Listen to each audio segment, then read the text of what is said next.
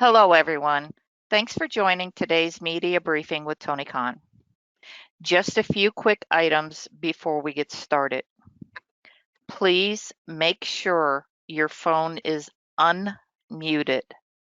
This allows us to open your line to ask a question.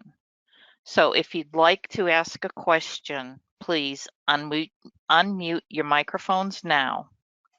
Once you have asked your question, we will mute your line to avoid any background noise during the response. To indicate that you would like to ask a question, please click the hand icon on the GoTo dashboard. You can also type a question anytime in the question section on the dashboard.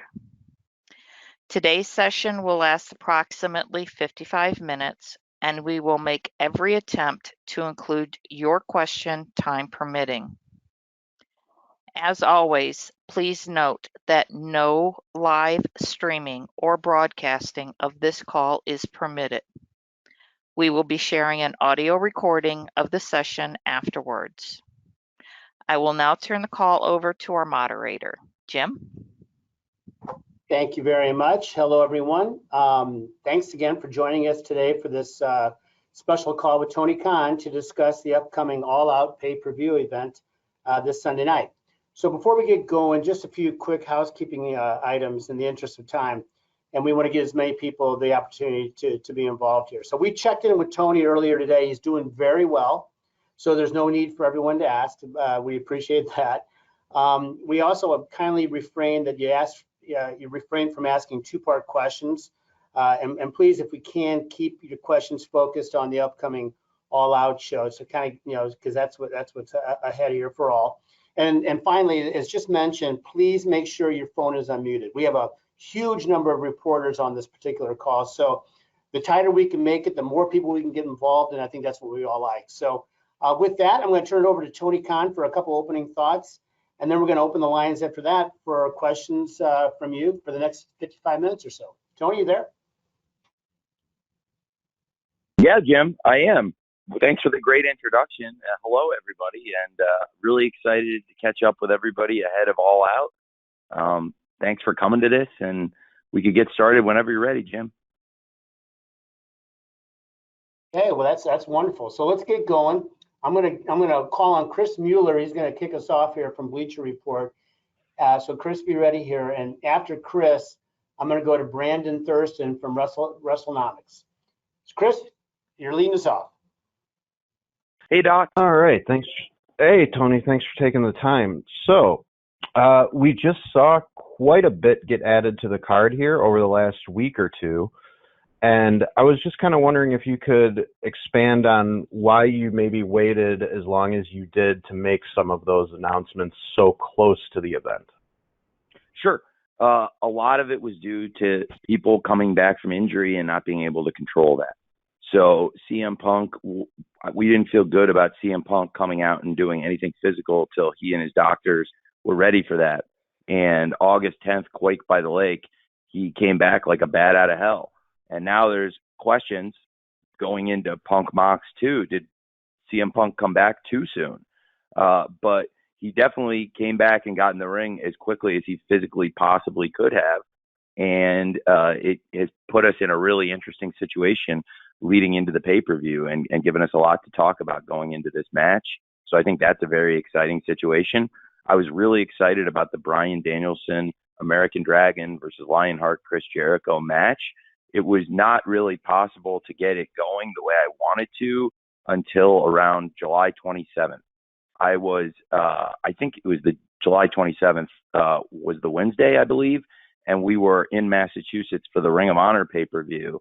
And I had gotten the clearance that Danielson would be coming back finally at the end of July. He had been gone for about 2 months, and I made a lot of fundamental changes to the middle parts of this story, but we were able to do a lot of great things to make everything work out really positively. We had a great Anarchy in the Arena match. It's one of the best matches in AEW history. It is considered a 5-star match by a lot of people, and it's one of my favorite things we've ever done. But the fallout and the really negative part of the match was an injury to Bryan Danielson that put him out of action for about 2 months. And in that time, you're losing one of the greatest wrestling stars in the history of the sport. And that's coming at a time when the world champion CM Punk, another one of the biggest stars in wrestling, was out. So I brought in Claudio Castagnoli to help with the Blackpool Combat Club. And also it was great timing. I had really planned for Claudio to potentially be coming in around the Ring of Honor pay-per-view anyway, but he came in a bit earlier, worked the Forbidden Door, and then worked the Blood and Guts match. And by filling in for Brian in the Forbidden Door against Zack Sabre and in the Blood and Guts match against Jericho Appreciation Society, it got Claudio into AEW in an exciting way, really differently and sooner than I had originally planned. And with Bryan Danielson versus Daniel Garcia, I picked things up following Death Before Dishonor with Danielson's comeback match versus Garcia.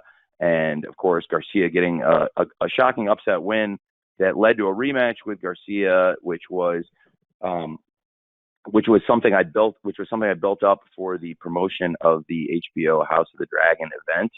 And I really wanted to make sure for our awesome media partner, Warner Brothers Discovery, when they asked me to come up with something good to promote House of the Dragon, I felt like I had something really strong with the Danielson versus Garcia 2 out of 3 falls match with Ricky the Dragon Steamboat at ringside, and all of this to further the storylines of what's happening between Danielson and Garcia, what's happening between Jericho and Garcia, and 2 of the all-time great wrestlers going one-on-one now, Danielson versus Jericho. And things came full circle this summer. I think Jericho being in the best condition he's been in, Jericho and Mox have really stepped up for the company in a major way when so many of the top stars were down.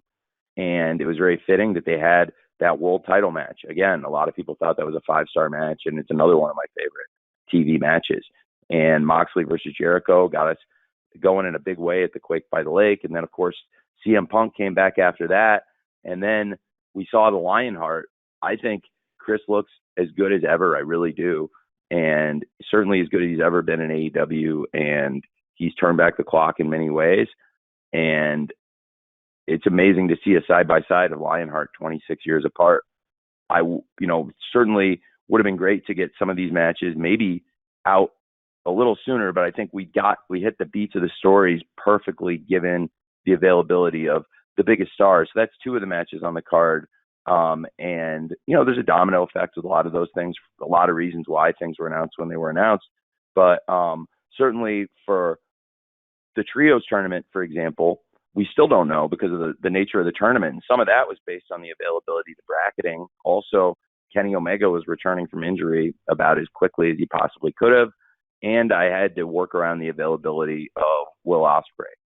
So those are just some of the factors in it, Doc. But very complicated, and Forbidden Door and All Out both were affected by the injury bug. But honestly, I felt like I had a little bit more time to tie things together for All Out and get us in a really good place, because ahead of Forbidden Door, there were only 4 weeks between Double or Nothing and Forbidden Door, and 2 of the biggest stars on the Forbidden Door card, Punk and Danielson, were out. So it was really working to save that show. And then I had a bit more time to put this stuff together where, at least coming out of Death Before Dishonor at the end of July, I had a pretty good idea when people would be back. And then really, I thought the month of August was really strong. And July 27th were really strong for AEW, where I feel like the last 5 shows at Dynamite have been really excellent. And I don't think it's just my opinion. You can go to Cage Match and hundreds of fans just put their ratings on the matches like IMDb for movies. And this is one of the strongest 5-week runs in the history of the show. And I think it's in large part due to having some of the great stars back from injury. Thanks, Doc. Thanks, Chris. Thanks, Tony. Brandon Thurston from WrestleNomics is next, and Brandon will be followed by Amy Nemedy from WrestleJoy. Brandon? Hi, Tony. Thanks for the time again. Have a great, Brandon. Thanks for calling. Yeah, I would like to ask you about Rampage ratings, if I could. The monthly averages for Rampage have been gradually a little bit lower sequentially in most months. Last year at this time, Rampage, of course, was doing very strong ratings. But even if you look back on January averaged 0.23 rating in 1849. August just finished averaging a little over half that, of 0.14. And over time, we've seen fewer appearances on Rampage from people like Punk and Jericho and Moxley. Maybe that has something to do with it. But I'm wondering, What do you think the reason is for that trend in viewership for Rampage, and are you comfortable with the ratings for that show being what they are lately? I'm so glad you asked, because you really set me up for something I'm really excited to talk about. Thank you very much, Brandon. I have seen that. So in anticipation of a lot of the top stars in AEW returning, this is the effect of a lot of the top stars out. It was, in my opinion, we kept the company really strong through the summer because the flagship show of AEW Dynamite has continued to have really strong ratings. So going into last night, we had 13 straight Wednesdays. I don't know last night's numbers yet, honestly, but going into last night, we had 13 straight Wednesdays where we've been one of the top 2 shows on cable. And I'm pretty sure the majority of the 13, like Brandon, you would know whether it's 9 or 10 out of the 13 weeks, we've been number 1 show on cable on Wednesdays. And it has been, honestly, now I can admit it, due to all the people coming back and the fact that it's just not going to be the case this Friday and going forward, because the stars are back, that you astutely kind of hinted at in your question, Brandon. A lot of the biggest stars in AEW have been out, and the stars I have had, I've really had to put them on Dynamite every single week. And almost every week, week in, week out, you could count on seeing, Moxley and Jericho and the people who were in AEW on a weekly basis.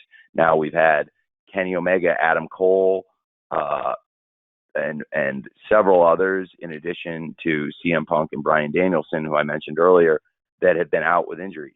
These are all people that have had some of the highest rated and most important matches in the history of Rampage. I mean, John Moxley is one of the biggest rating movers ever on that show, and the biggest rating we saw this year was his match with Wheeler Yuta. But now, if you look all summer, for the almost every week, with a couple of exceptions, John Moxley has been on Rampage a few times, but almost every week on Dynamite, pretty much every single week on Dynamite through that summer. And then again, Jericho has done appearance on commentary, but hasn't been able to wrestle on the show in a long time. Adam Cole was a fixture on the show wrestling. Jungle Boy has been, his program with Christian has been pretty focused on Dynamite, and that hasn't been as much due to injury as story focused, but I didn't want to take the focus off it just by throwing Jungle Boy in matches. And then there have been, because he's really more focused on a person than he is on his career at this point. And so honestly, I'm really excited, man, because I want to reset, and I am very cognizant for some of the fans that, what I did with Rampage in the summer was try to make the best of a situation where I wanted to load the show up with stars, as we had in the beginning, where the first episode of Rampage, you had matches like Kenny Omega versus Christian, and in the first year, matches like Bryan Danielson versus Eddie Kingston, and CM Punk versus Powerhouse Hobbs. We have not been able to offer those kind of matches because when those kind of guys have been healthy, I've had to put that kind of stuff on Dynamite, just to be honest. And now we're at a point where when the whole roster is back by this week, I think this Friday on the live Rampage, hopefully it'll be a preview of what's in store after All Out, because I think after All Out, the roster is going to be as strong as a place as it's been in a long time, if probably the strongest it's ever been. And I really believe then week in, week out, we'll have the roster the way I always wanted it to be, the way I think we got, at least we had a bit of time. I really felt like in late 2020, back half of 2021, when Rampage was first introduced, the roster was just in this amazing place. I talked about it a little bit today in an article that's on Yahoo. It's kind of amazing where you had the first 3 AEW World Champions, with Jericho, Moxley, and Omega. And then we had these 3 great free agents come in around this time last year with Punk, Danielson, and Cole. And then within about a month, all of Jericho, Moxley, and Omega had to leave for different health reasons, and they were all out and gone. It was unthinkable.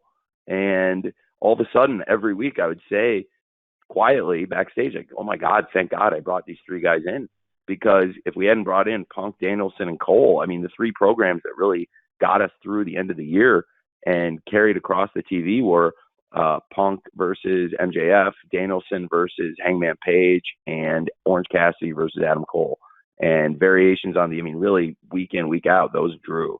And it was so great to have those 3 guys in. Then Moxley and Jericho come back better than ever, and we lost all three of Punk, Danielson, and Cole. And now, it's coming back together in the roster. I really feel like Brandon will be helped.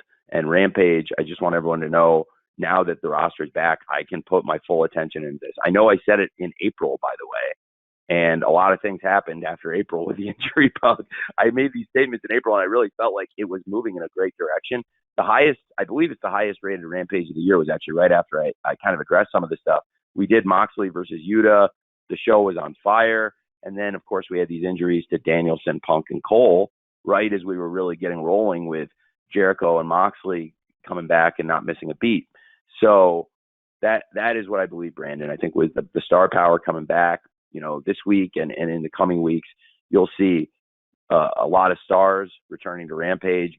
The kind of big matches we did at the very beginning when we had a fully healthy roster to support the 3 hours of TV, or even really honestly, you saw at Grand Slam, frankly, we could easily support 4 hours of TV with that roster and not miss a beat. And we showed that last year with Grand Slam, but we had lost so many guys that I could do 3 hours of TV, but not 3 hours where it's star, star, star, star, star. I mean, you saw at Grand Slam 4 hours of star, star, star, star, star. So that's how I feel, and certainly it'll be helped because through the months of October and November, and of course this Friday, the first one in September, going into Labor Day weekend and All Out, will be live, and we have more live Rampages through the rest of this year than we have all year combined so far. So I'm excited for that. Thanks for the question, because it's something I really wanted to cover. Thank you, Brandon. Thanks, Brandon. Amy Nemedy from WrestleJoy is next. I'm going to follow with the write-in after Amy from Kenny McIntosh at Inside the Ropes. Amy, you're up. Hi, Tony. Last year's All Out was one of the best shows in AEW history, and it looks like this year's All Out is going to stack up very similarly, from 0 hour to the pre-show all the way to the main event of All Out proper. This card is super stacked. But one of the matches that, or I guess two of them that I have my eye on, are the women's matches. We have two epic women's matches on the All Out card. We have Jamie Hayter, Toni Storm, Britt Baker, and Hikaru Shida fighting for the interim women's championship, and Jade Cargill and Athena fighting for the TBS championship. Both of these matches have a lot of history between the opponents and a lot of rich storytelling within the women's division. What was it like putting these matches together, and do you have any expectations that there might be some surprise match stealers within these women's matches? Well, it's a great question. I'm very excited for both matches. Really excited to have Athena in AEW. She's been tremendous. It's great to have someone of her experience, and I think it's going to be a great matchup of styles with Athena versus Jade. It is certainly with Jade's size. In some ways, you consider Athena the underdog, but with Athena's experience, I think that gives her a big advantage. So we'll hear these two women and what they have to say tomorrow night on Rampage. They're going to sit down with Mark Henry and get a preview of the fight, and we'll have a little bit more of an idea what to expect from Jade Cargill versus Athena for the TBS title. So I'm really excited for that, and excited to hear what they have to say with Mark on Rampage tomorrow night. And as for the four-way, I really enjoyed the tag team match between the four participants in that interim world championship match. It was really a light bulb thing, just like I felt really strong about setting up an eliminator and going into Forbidden Door with a great main event of Moxley versus Tanahashi, even though it was not what we had originally planned. I think it's worked out great. And obviously John now is a great world champion for AEW, and we have a great rematch coming up with Jon Moxley versus CM Punk. Well, the interim title situation here, when Thunder Rosa made it clear she was injured, I felt the same way I did when CM Punk got hurt. We have a great champion who's injured. We need to protect the champion and protect the championship and make sure the fans are getting great championship matches and keep the title situation hot. So I thought the right thing to do, and what we did, was have Thunder Rosa take some time, have her injuries heal, and crown an interim women's world champion. I think it's going to be a great match, and it took me not long to come up with who I thought the 4 best wrestlers for this match would be, because I think that it's just so clear. You have former world champion Hikaru Shida. She picked up the big win in the match last night. She's excellent. Her partner, the number 1 contender, Toni Storm, I felt like she had an amazing match with Thunder Rosa. They formed a great partnership, and I thought Toni was a very worthy top contender and still is. And I think, they were excellent in the tag match last night too, so it's interesting. And also really good to have former world champion Dr. Britt Baker here in the mix here. She's got a lot of history with both Hikaru Shida and Toni Storm, and be very interesting to see how things develop with Jamie Hayter. It's going to be every woman for herself, and all of them fighting for the interim world championship. So that'll be something to keep an eye on, of course, with the close friendship and relationship between Dr. Britt Baker and Jamie Hayter, both in that match fighting for the title. So I'm really excited for it. I think that's 4 of the best wrestlers in the company. So I think that's going to be an awesome match. And I don't think anybody has any idea what to expect, which is really good. And should be an awesome, awesome match. And so I'm excited for both of those title matches. Thank you for asking. Thank you, Amy. After I read Kenny McIntosh's write-in question, we're going to go to Jay Shell Nicole from Inclusive Creations. So, Tony, what Kenny's got here is he's talking a little bit about Punk and Moxley going at each other, having a match on television to help build for the pay-per-view. Did you see that as a risky strategy, or did you feel like that was the way to go? I'm sorry. Can you one more time? Can you tell me one more time? Read that. Sorry. Sure. He's kind of curious as to the idea of doing a different kind of a build-up with Punk and Moxley by doing a match on television, leading into a match between those two on a pay-per-view. Is that a sort of taking a chance by doing that, or definitely sure. Got it. Well, thanks for the question, and I appreciate it. Now I understand, and I think it's a question that's come up a lot, and I just want to double check and make sure I got the gist of it, which I think I do. It's a great question. A lot of people are asking it, and I do think it's been a big benefit, and it's different than what we've typically done. And it's funny because it's from one extreme to the other, because I've done go-home shows where all the hay's in the barn, and sometimes it can be a challenge. And you're really you have everything teed up, and you're really just kind of taking practice swings almost at a ball that's already on the tee. In this case, I knew it was going to be a fast and furious build-up, but I think the anticipation has been even stronger. I wouldn't say we should do it like this every time, but this is, I believe, the 15th pay-per-view for AEW, and we've never done anything like this, and I think it made the build very exciting. It's raised a lot of questions going into the match. There's a lot of speculation about what the future holds for both men, what the future holds for the championship, and what's going to happen in Jon Moxley versus CM Punk Part 2 based on what happened in that match on TV. It also was undeniably a great ratings draw for us. We had a tremendous audience last week, and I think most of the people, or a large percentage of the people on the call, at least hopefully, would have seen the press release that Warner Brothers Discovery put out in support of the tremendous ratings we pulled last week, which was, again, we were the number 1 show on cable, and had a big lift week over week. And the biggest thing of all that, I thought was really, really cool was I thought we built even more interest and intrigue in the pay-per-view while doing the biggest total audience the show has done since February. So I was really pleased with it. Now I know what it created was a week of people loudly wondering what the heck is going on here. This is crazy. And I think in this case, that was good. So no, I now that we're close to the pay-per-view and we had that amazing show last night, and I feel like a lot of people are wondering what the heck's going on here. And the promos that John and Punk did, I think, reeled a lot of people back in. And in particular, hearing what CM Punk had to say in Chicago, I think people are up to see this great title fight on Sunday. So thanks, Jim. I appreciate you giving me that question. And, I really do feel very good about where we're at with it now that we've had some great TV, and I think there's a lot of excitement going into Sunday's pay-per-view. No question about that. Thank you, Kenny, for asking that of Tony. Jay Shell Nicole from Inclusive Creations is up next. Jay Shell will be followed by Jim Barcelone from the Miami Herald. Jay Shell. Hi, Tony. I hope all is well.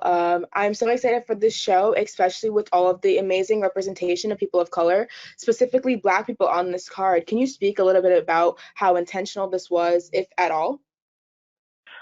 Well, I've been trying to push the best wrestlers and build the strongest roster, and something that I really wanted to do for many years was build the best roster of diverse stars in wrestling. And it was something that I'm not sure I dreamed the level of free agent stars that would come in that helped make it possible on one side. The other side was homegrown stars. And you'll see this card has a really good mix of those. There are a lot of the homegrown stars that years ago we were developing in AEW, and people would complain that, hey, AEW, are you going to get a lot of top diverse stars? And what my answer a lot, 2 years ago about a lot of this stuff is, please trust me, I want to build stars in AEW and also sign the best free agents. And a lot of the best free agents just hadn't become available yet. And as soon as they did, I was ready to jump on those contracts.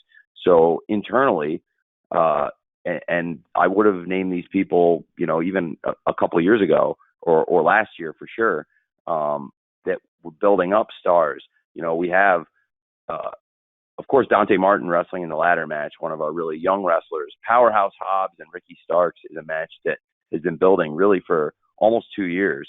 And the two have really been connected even longer than that. But they were both in the Casino Battle Royale at All Out 2020. Shortly after, Will Hobbs joined Team Taz, and they went on a great run as a unit, both as singles and as partners. They're two of the real homegrown stars of AEW, and that's a great example of people that, a long time ago I saw that I really believe could be stars, and that we've been building up as homegrown stars. Then you have the World Tag Team Championship match with, again, a great homegrown AEW act, The Acclaimed, who were two individuals who I thought had a lot of potential as singles wrestlers and had really brought into a meeting, and they didn't know why they were in a meeting with me together. And I asked them about becoming a tag team, The Acclaimed, and I'd seen Max doing these awesome raps on Twitter about pro wrestling, mostly pro wrestling and pop culture. And I thought they were incredible. And I asked him, do you think you could do those every week as your entrance for The Acclaimed? And we started experimenting with it in Daly's Place almost 2 years ago. And it's become one of my favorite acts, one of my favorite things in pro wrestling. They're two of my favorite people. And I'm so happy The Acclaimed have earned this opportunity on pay-per-view. Their opponents are two amazing wrestlers who I never would have dreamed a year ago could be in AEW so soon. They were released from their contracts, and I think any wrestling company in the world is very fortunate to have two stars like Keith Lee and Swerve Strickland, the World Tag Team Champions. And that's a great example of the homegrown stars of AEW fighting these big free agents I never would have dreamed would become available. So it's been a mix of the two things, I really believe, where we were working for years to build up a diverse roster of stars, and then also big free agents came out there, and so it's a perfect mix. And it's led to this pay-per-view, which has the best representation of any pay-per-view we've ever done. And I understand it's some of the best representation ever on any wrestling pay-per-view. So I'm really excited about that. And also another great example of the homegrown star versus the big free agent, Jade Cargill versus Athena for the TBS title. Just like I was talking about with the World Tag Team Championship, it's another great tag team championship match where you have the homegrown star of AEW. This time the homegrown star is the champion, not the challenger, and taking on a big free agent who's been on international TV and is known to many people even outside of AEW, and comes in with a great reputation. So I think these matches across the card I'm really excited about. Also, Jay Lethal is in that match, and you have 6 of the best wrestlers in the world. I think Wardlow is constantly growing and improving, and a great way for Wardlow to keep getting better as a great TNT champion for us is putting him in there with the very best. And Wardlow is going to be surrounded with 5 of the greatest veteran pro wrestlers on the planet, with Dax, Cash, FTR, the Ring of Honor World Tag Team Champions, the New Japan, IWGP, World Heavyweight Tag Team Champions, and the AAA Lucha Libre Tag Team Champions. And, you know, of course, Jay Lethal and the Motor City Machine Guns, who we're really excited to have in AEW. So all those matches and all those wrestlers, really excited about that. And Jay Lethal, a great veteran, and another great example of somebody that a couple of years ago I wouldn't have expected to be in AEW, but another great veteran presence with a great reputation as a wrestler. And so all of that coming together, I think, has made this card much stronger and gotten me very excited for it. And so I think with a great mix, to your question of, you know, something we've worked for years to build stars in AEW and also to sign the best free agents. And this card is a great mix of those plans. Thank you, Jay Shell. Jim Barcelone from the Miami Herald, you are up next.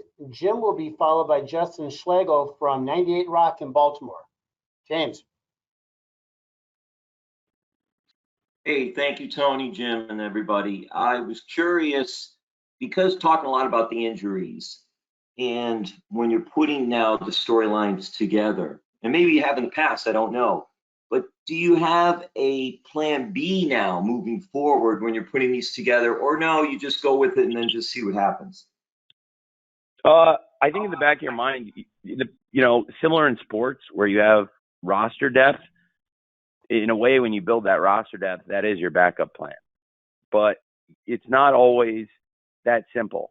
A great, you know, Forbidden Door was more of very quick. I need to take this plug out and switch it with this one and move, you know, rewiring things. Whereas building to All Out, I was still able to get to the big matches I really wanted that I thought would be the amazing headline matches for this show. We had to find a different way to get there. So with Punk and Mox, we found, I think, a really exciting way that got a ton of buzz, that these are 2 of the greatest talkers in wrestling, and they still talk their talk. You know, week 1 and week 3, I guess if you want to call week 0 the Quake by the Lake with the surprise Punk return, then for the following 3 weeks, I mean, week 3 and week 1, they did some great talking. Week 2, the action happened in the ring. I do think with the time we had, this was the most exciting way we could have presented it. And I do think people would have been really amped for the match had they just talked for 3 weeks instead of doing the match in the middle. But now there's way more buzz about the match. And nobody knows what's going to happen coming out of that. And I think that's awesome. And also it really helped the TV and the pay-per-view. So it was a unique way to approach it. But I was able to still hit on stuff for this pay-per-view that I wanted to get to. I mean, it's hard to beat Jon Moxley versus CM Punk for the AEW World Championship and American Dragon Bryan Danielson versus Lionheart Chris Jericho. So we got to where I wanted to get for this pay-per-view. For Forbidden Door, we just weren't going to be able to do the matches because Punk and Danielson weren't going to be on the show. It wasn't like I was going to be able to rush to get to their matches. I had to completely change the build. And so that was a little bit of a different situation where it's not like, hey, we'll switch plans, consolidate some things, do some different ways to jumpstart things in the middle. That was more like, instead of tearing the card up like I did at Forbidden Door and build the best card I could with what was available. And if you only knew some of the stories that people don't know leading up to it, I mean, it's a wild one. The way Forbidden Door came off, I'm really proud of everyone involved. It was one of the best days we've had. And, you know, we were able to do the things I wanted to do. We just had to do them differently. Whereas for Forbidden Door, I basically rewired the whole card and said, okay, well, you know, because I think I've admitted this before, but there were some big matches we didn't get to do. You know, it was going to be Punk and FTR against Ospreay and Aussie Open. And that's a dream match, I really believe. And then I also had a great idea for a Punk and Tanahashi tag match going in. I almost don't want to say what it is in case I ever do it later. And that would have been, I think, one of the most anticipated matches of the year if you knew who they were going to wrestle. And it all worked out really well and was a great pay-per-view, but it just was kind of a flash decision that Moxley versus Tanahashi was something we've been saving. So it was good to have a backup plan like that, even though I wasn't conscious I'd be using it on the show. And then moving Mox and Tanahashi stuff into what was already happening with Moxley and Jericho and everything around the blood and guts that we were building to around the same time as Forbidden Door. So anyway, you do try to have depth, and that can lead you to backup plans. And then it's a question, do you change your plans entirely, or do you just find a different way to get from point A to point C by taking a different route through point B? Thanks for asking. By the way, it's a good question about how things get done. Thank you, Jim. All right, as promised, I've got a question here, Tony, with, Justin Schlegel will be next from 98 Rock, Baltimore. And then we have a write-in from Joey Williamson from Hollywood's World of Sports. So Justin, you're up. Tony, another great all-out card looks like it's upon us, and the Forbidden Door philosophy is all over this, with Motor City Machine Guns coming in from Impact, a legendary team, Tomohiro Ishii being added to the pre-show with Eddie Kingston from New Japan. It looks to be another incredible card, and with some of the recent corporate changes over on the other channel other night with WWE, do you possibly think it's more likely, less likely, or the same for a Forbidden Door situation with them down the line, now that it seems like their executive hierarchy is a lot different than it's been, well, since forever? Do you possibly envision maybe working with them with the changes over there the way you work with Impact, New Japan, AAA, and others now? I was pretty optimistic when they first made the change, but I'm less optimistic now, given how they've treated me. Thank you. Justin, we appreciate that. Okay, as promised, now this time I've got the write-in from Joey Williamson from Hollywood's World of Sports, and Joey will be this write-in question will be followed by John Orchiola from Screen Rant. So John, be ready. Joey asks Tony, he's kind of curious. He knows that you have said in previous interviews that you would not do any unification bouts between AEW and Ring of Honor champions. And Claudio, but if Claudio wins the Casino Ladder match on Sunday, would you reconsider having both championships on the line?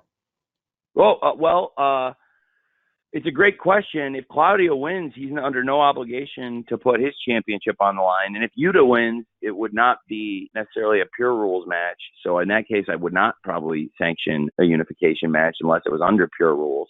So it's something to think about with these champions being involved in the match. But certainly one of the intriguing points would be if Claudio does win, he would be in line for a title shot. You know, we have great champions in Ring of Honor who also are in line to fight for titles in AEW and vice versa. A lot of the top stars in AEW are able to go over and fight for titles in Ring of Honor. I do think it would be challenging for an AEW champion and a Ring of Honor champion to meet the obligations on a week in, week out basis of both the titles, because there's a lot, you know, they'd be expected to defend those belts a lot against a lot of different wrestlers from both companies potentially, especially hopefully when we get Ring of Honor going on a weekly basis, which is still something I'm working regularly to make happen.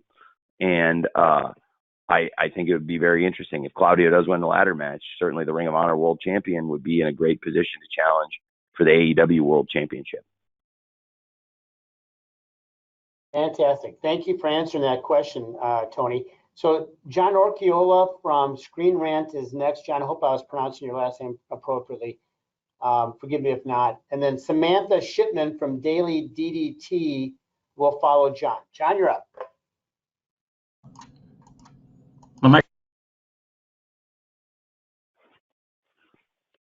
Hello. Hi, Hey. Tony. Hey, great to Hey. speak to you. Hey, John. So I wanted to follow up. Oh, thank you. I wanted to follow up the question about the women's division and Thunder Rosa's injury, which threw a wrench in the plans at All Out. So as you said, 4 of the best wrestlers in AEW are wrestling for the interim title on Sunday. Are you looking at All Out as an opportunity to shake up and refresh the women's title and the women's division as a whole? Honestly, yes, I am. I think it will be great to have 4 of the best wrestlers in that match. And I think it's a very fresh matchup. And I do think it's going to be a really exciting match on the card. And I'm trying to look at it as a positive. And whenever you have a great wrestler injured, it's a very negative situation, but you have to make the best of bad situations. Just as it was very difficult to lose a lot of the top wrestlers, top stars, and even a great world champion like CM Punk, no matter who it is, you have to try to move on and make the best of a situation. So I am looking forward to hopefully having a great 4-way match. And then, you know, whenever Thunder Rosa, the champion, does return, it sets up a great unification match with the champion versus the interim champion to crown an undisputed women's world champion. So I do think it'll be an exciting match. And even though it's terrible to lose Thunder Rosa, who's a great wrestler, it is great to have these 3 awesome contenders coming into the match. We already had the number 1 contender, Toni Storm, and I have so much respect for Jamie Hayter, who had a great match with Thunder Rosa at Battle of the Belts, and I think deserves another chance at the title, and the number 1 contender, Toni Storm, and of course, you know, who's in line for the shot, but also former champion Hikaru Shida, and of course, Dr. Britt Baker. Should be a great match. Thank you, Tony. Thank you, John. Samantha Shipman from the Daily DDT is next. I'm going to follow Samantha with a write-in from Conrad Cushman from Everything Pro Wrestling. Samantha. Hi, Tony. Thank you for the time today. Sticking with the conversation around Thunder Rosa and the match that was put together for Sunday, there's been a lot of criticism for the fact that Thunder Rosa was given time to talk about her injury in a video that fits on Twitter, while CM Punk got 8 minutes to talk about his injury. CM Punk, or the AEW interim world title, was given a full tournament, including Tanahashi and Hiroki Goto. And then the women kind of had a match that it feels more or less thrown together. And so what do you say to the criticism of that, and why wasn't Thunder Rosa given more time to make it feel like her championship is just as important as the world championship? Well, I strongly disagree with that. And I very strongly disagree with that. You know, I give the TV time based on what I believe is going to draw the most ratings. And if you want my honest opinion on an 8-minute Thunder Rosa promo versus an 8-minute CM Punk promo, then you're going to get an honest answer. And I think the 8-minute CM Punk promo is probably going to do a better rating. Now, as far as match length, I think Thunder Rosa's had some great matches as champion, and to come out and do a live 8-minute promo, I'm not sure that would have been good for the television show, to be honest with you. And especially given where we were at, that Thunder Rosa, I found out she was injured a few hours before a live television show. I don't really have time to put an 8-minute promo in when I had just a couple hours notice versus CM Punk. I knew days earlier that he was pretty badly hurt. And we had already made a plan 2 days earlier for that. Furthermore, a lot of people criticized the way John got to his match with Tanahashi. So I guess you can't please everybody no matter what you do. And I've actually seen more people excited about the 4-way match with Shida versus Britt Baker versus Jamie Hayter versus Toni Storm than they were for the original match. And I think the 4-way is one of the more anticipated matches on the card. And I've seen people way more excited about that, honestly, than in some cases the way we got through the casino battle royal match. I think Kyle O'Reilly is one of the best wrestlers in the world, but you know, some people complained when I had Kyle get that opportunity. To be honest, John versus Kyle was one of my personal favorite TV matches. I have watched that match so many times. I loved all the details of it. I will literally now tell you about them. Like I will tell, you know, I can offline. I went online and talked about stuff in that match that was tremendous. So I thought it was great, but you know, whether it was the grip out of the pile driver, you know, that John used the Gotch pile driver, and then Kyle managed to reverse it into a triangle choke that he passed into a leg submission. So when John went back to work on Kyle after he escaped the submission, he didn't use a Gotch pile driver. He used a conventional one so he wouldn't get caught in another triangle. The little details of storytelling, like, I thought it was a great match, but a lot of people didn't think it was the right way to get to the interim, but I think it was tremendous. And now we've gone through a great summer with a great interim champion. So there were people criticizing that too. I've seen probably less people, although there may be some, criticizing how we got to this. But you can't you can't necessarily please everybody. But I do think in this case it's really been very positive, given the situation we're in, where you find out the champion is out a couple weeks before the pay-per-view, and you have to scramble. So I actually had less time in the case of this to get the situation resolved than I did with John, where there were a few weeks before Forbidden Door to build it up. And so like I said, there was more time before the TV show to prepare the promo. I think if you want my honest opinion, and look, that's just a fact, okay? As far as what's going to draw a rating with somebody talking for 8 minutes. And then the build of the matches, like I'm super excited for Dr. Britt Baker versus Hikaru Shida versus Jamie Hayter versus Toni Storm. And I think a lot of people are probably more excited for that than they were for how we got to the first interim title. So, but you're definitely entitled to your opinion. Thank you. Thank you, Samantha. Here's the write-in from Conrad Cushman, and we're going to follow Conrad with Sean Ross Sapp from Fightful. But here's first a question, Tony, from Conrad at Everything Pro Wrestling. What went into bringing back the show name 0 Hour for the All Out pre-show versus using the name of the buy-in? Well, it's a great question. The original pay-per-view that the Young Bucks and Cody and a lot of great independent wrestlers put together at All In before I was involved when they worked at Ring of Honor was led up to the pay-per-view with the 0 Hour. And I thought the 0 Hour was really cool. And I actually brought it back when I took over Ring of Honor because it was associated with Ring of Honor and All In. And it's a cool piece of IP we acquired, I thought. And in coming back to this building, I just think knowing the history of All Out, the history of All In, and it just felt really cool. And especially we've had great matches on the buy-in in the past, but this feels stronger.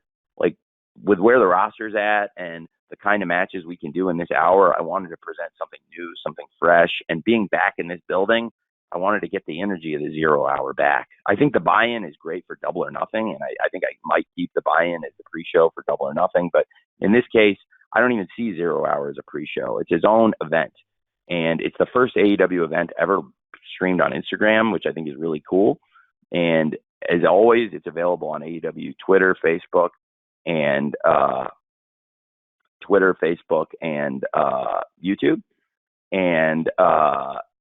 And then we have also, just an awesome lineup of matches. I think with Pac defending the All-Atlantic Championship against Kip Sabian, Hook versus Cool Hand Ange.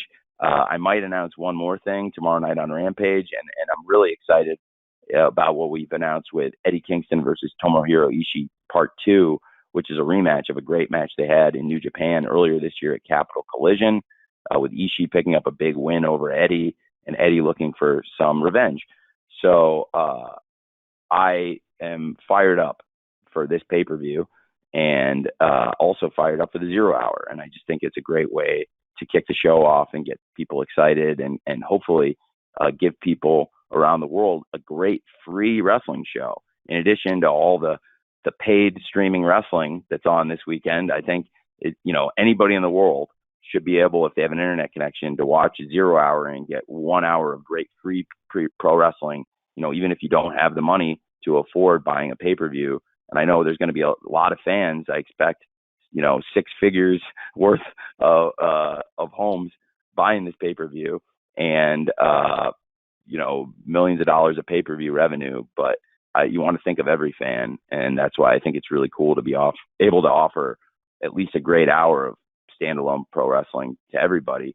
And then also for those people watching, try to get them, if they can afford it and if they're able to do it, to buy the pay-per-view on Sunday night, which I think we built a great tradition over Labor Day weekend.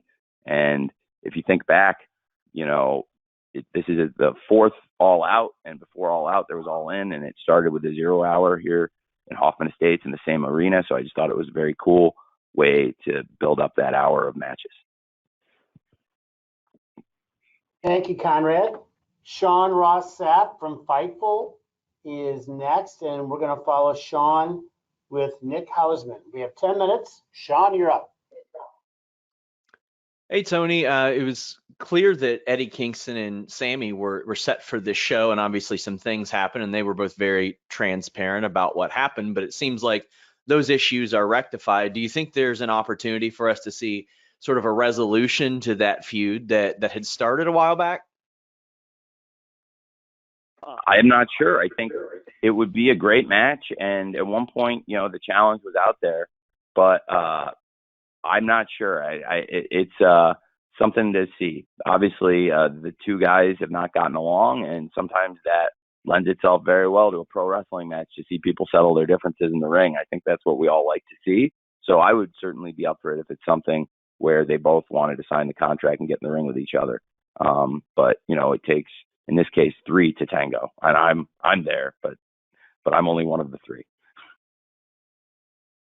Thank you, Sean. Thank you, Tony.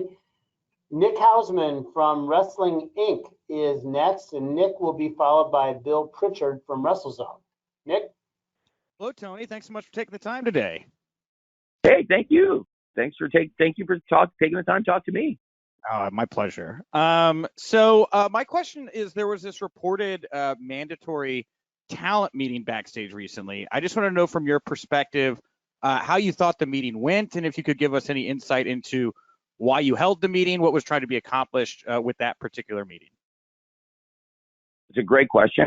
There was a meeting, and we went over a lot of different things. There were dozens of points that came up. I think it was just a lot of housekeeping, honestly, and we hadn't sat down together. And we used to do this on a pretty regular basis in Daly's place, and it's not something we had done in a while. And, a variety of things had come up, and it's stuff that I think was good to stay behind closed doors. Some of it did stay behind closed doors, amazingly, but a lot of it came out, and some of the things I saw reported from the meeting were pretty accurate. Some of the things were wildly inaccurate. So it definitely it across the spectrum of reports, I saw some stuff that I was like, wow, that's like being a fly on the wall. Then I saw other stuff, and I said, okay, that never happened. So, but that's pretty much a day in wrestling journalism, to be honest with you. Not just that particular meeting. I thought it was good for us all to get together and talk about a number of things. There was one issue that had come up that people have seen stuff written about, and I don't really want to get into it. If somebody asked me, I guess I would get into it a little bit more, but there were some issues that talent had come to us about and said, I think you should probably know about this. And based on the talent coming to us and telling us that and giving us their feedback and telling us stuff that had happened with them, to them, both in the company and things happening outside the company from other companies even. And based on what the talent was saying to us, we thought it was good to have a meeting with everybody. And I thought the meeting went really well. Certainly this week was really positive week of television, and I think really good energy going into the pay-per-view. And everybody felt really strong about last night's show, and it was a good time at the arena. And so I think it was a really positive meeting. Thank you, Nick. Thank you, Tony. We're going to go with Bill Pritchard from WrestleZone, and I'm going to end the show with a write-in from Izzy Slavani. So I'm going to end with a write-in, unusual, but we're running out of time here. But Bill Pritchard from WrestleZone, you're next. Hey, Tony, can you hear me? Yep. All right, cool. Thanks for taking the time. In looking at the All Out card, I know you said that, there's a lot of matches already confirmed. You might announce some more stuff, but I was curious how much of a decision or how important was it to ensure maybe Ring of Honor was represented on the show? I know Claudio and Yuta are in the casino match, but as of right now, unless you could speak otherwise, there's no confirmed Ring of Honor events coming up. So was that a decision, or was that on your mind when building out this card, that you still want to make sure that Ring of Honor has a pay-per-view presence? Well, that is a big part of it. But to be honest, I want to do the best AEW show I can do this weekend for the AEW fans. And that involves bringing in the best wrestlers in the world. And in my opinion, in this case, a lot of the best wrestlers in the world are champions in Ring of Honor. And Mercedes Martinez, the women's world champion of Ring of Honor, is actually out with an injury, but will be back soon. But a lot of the other Ring of Honor world champions are represented on this card. And in particular, FTR, I think, are a credit to any wrestling event they're on, including this pay-per-view. I think that's going to be a great match with 6 great stars, 6 very different great wrestlers in one awesome trios match with some great champions on that team, with TNT champ Wardlow and FTR, who are the Ring of Honor World Tag Champs. And of course, you mentioned Claudio, and we have Wheeler Yuta in that great casino ladder match. And I think if you're going to put a great field of wrestlers together and fighting for the top prize in AEW, you're going to want to bring in the best wrestlers. And in this case, I do think Claudio and Yuta are 2 of the best, and they are also champions in Ring of Honor, in addition to being great members of the Blackpool Combat Club here in AEW. Thanks, man. Thanks, Bill. Thank you, Tony. And as promised, we're going to finish here with a write-in from Izzy from the Hot Tag with Izzy. She wrote in, Tony, recently on Busted Open, you said that you left a lot of storylines open going into All Out. However, last night we saw some storylines sort of bridge the gap between now and Sunday, like Jon Moxley versus CM Punk. So would you say that there is a storyline that's still open going into Sunday the fans really should be keeping an eye on, maybe tomorrow night? Can you give me that one more time, Jim? That write-in? Sure. Yeah. So I make sure I understand it. Well, recently on Busted Open, you said that you left a lot of storylines open going into All Out, but then last night, some of those storylines sort of bridged the gap. You know, we started coming together. But are there still some storylines that maybe we need to kind of keep an eye on that will sort of crystallize between now and Sunday night? I think the pay-per-view card has come together really well. I was referring to that we would get a world championship match signed and delivered for Sunday night. On Wednesday, of course, now we know that it will be the undisputed world champion Jon Moxley versus the former champion and the number 1 contender CM Punk in this great rematch at All Out. And in addition to that, we also sealed up this big trios match with the House of Black versus this dream trio nobody knew they wanted, but the fans last night certainly reacted huge when they saw Sting, Darby, and Miro together. And that was awesome. So I think the House of Black versus Sting and Darby and Miro is another great match we added to the card. So the pay-per-view card is looking pretty strong. I potentially am open to adding stuff to either the pay-per-view or the 0 hour. And I think if you watch Rampage tomorrow night, you may see a little bit more, but definitely your point, Jim, and the point of the write-in question, I guess the write-in question's point, that it certainly, we certainly did bridge some of those gaps, I thought, and tightened it up last night on Dynamite, and we'll get one step closer to All Out.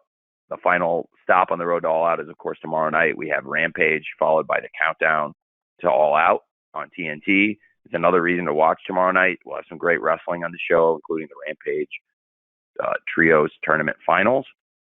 But the countdown shows, I think, feature some of the best promos and interviews in pro wrestling, and they're on TNT.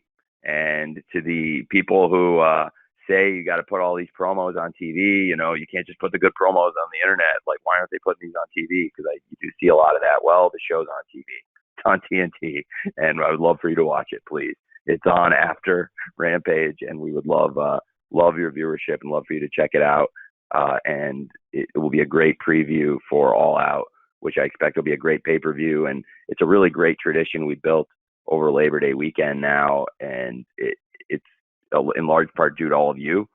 And a lot of you on the call were people who went to the original All In, who came to our original scrums, who were at the original Double or Nothing, and have, I don't want to say supported the company because it's not necessarily your job, but in covering the company and in covering pro wrestling, and you do support pro wrestling, which we are a part of. And whether you agree with everything we do or not, by spending your time covering pro wrestling and getting this info out there, and the time and attention you show to the sport and the wrestlers and the people who work in the business, you know, you make all this possible. So thank you very much to everybody on the call. And I'm sorry if I didn't get to your question. I will really try to get to everybody who comes to the scrum, try to make sure they get to answer a question either of me or one of the wrestlers while you're there if you traveled All Out. And if you didn't get to answer a question, and if you didn't, you're not going to be at All Out to ask a question. Well, I really hope I get to answer one of your questions soon, and I'm sorry if I didn't get to it today. But thank you, everyone. I really appreciate it. Well, thank you, Tony. And just to echo, we on our side here, we want to thank everyone for being a part of today's call, and as always for your interest in coverage of wrestling, the industry, and AEW in particular. We really value what each of you bring to the industry. It's not overlooked. So with that, we're gonna wrap it up. We hope you all have a great day. Look forward to seeing you Sunday night, hopefully at All Out, and then don't forget Rampage tomorrow night. So again, on behalf of everybody at All Elite Wrestling, we appreciate it. Thank you. Thank you, everyone.